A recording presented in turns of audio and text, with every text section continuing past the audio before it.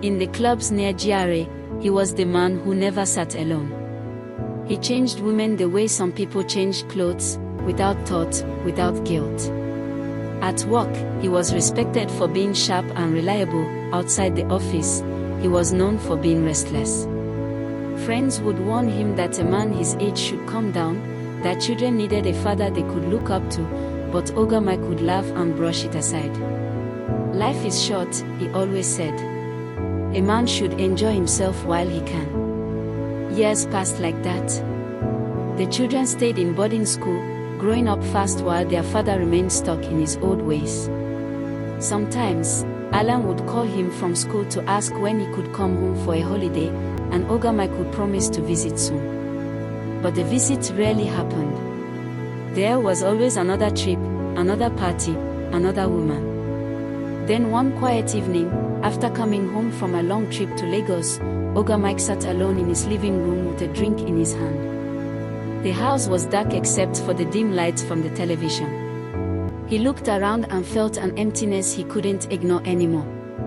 His friends had gone home to their families, his phone had stopped ringing, and the laughter he once enjoyed from women had started to sound fake. For the first time in a long while, he felt tired of the noise, the travel, and the empty nights. He began to wonder if this was all life had left for him. Maybe, he thought, it was time to act like a man again. Maybe it was time to be responsible for once. The next morning, Oga Mike called one of his close friends, an older colleague who had been quietly advising him for years.